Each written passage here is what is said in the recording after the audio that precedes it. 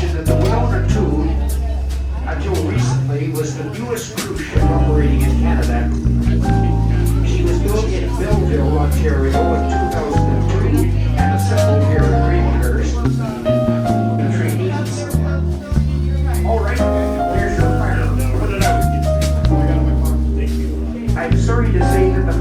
village was shut down about 3 years ago by the Ford government at Queen's Park as another of their very wise and well-considered measures.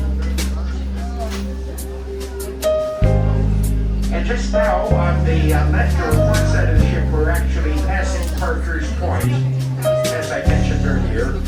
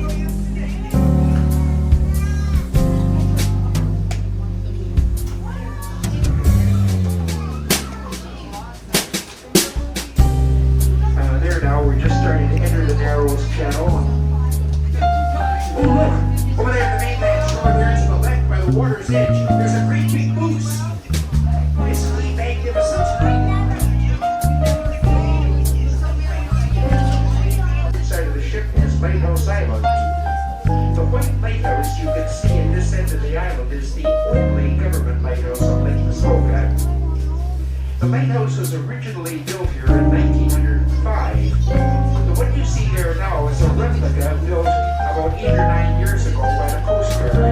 The original one was getting rather rough and shaky and had to be replaced. Now, at the time, the Coast Guard wanted just to put up a pole with a red light on it, but there was a lot of outcry about that, because the Narrows Lighthouse has been a faithful sentinel now for a long, long time. So they were good about it. They gave us a new replica lighthouse. It looks just like the original except for the windows. That lighthouse can be seen for a distance of 5 miles up Lake Muskoka, and it's a very valuable aid to navigation, especially on dark or foggy nights. It's also one of the most photographed lighthouses in Canada.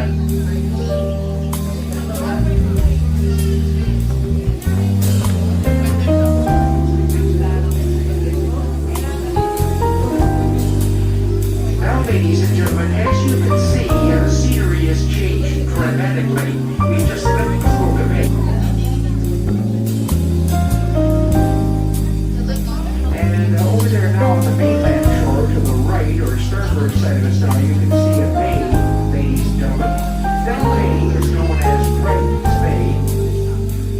Brighton's Bay is a well-known cottage community in the outskirts of Gravenhurst. It was named after William Brighton, the sawmill of Gravenhurst about 120 years ago. Mr. Brighton apparently subdivided the bay into cottage lots, and the bay has been named in his honor.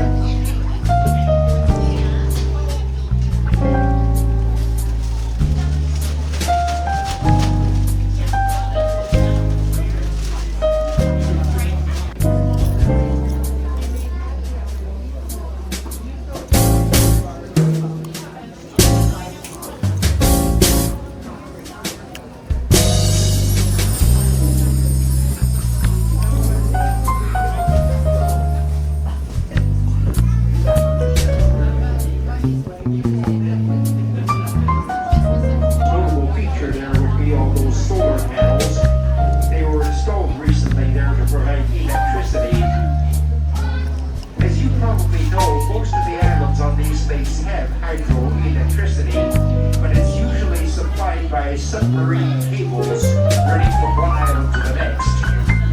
I suppose the folks on Helena Island found it cheaper to put up solar panels than to pay for a cable.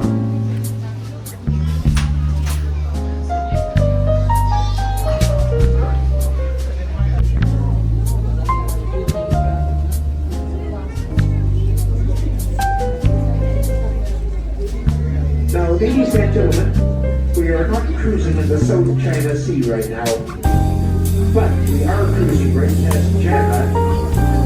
Java is the name of that lofty island over there on the left.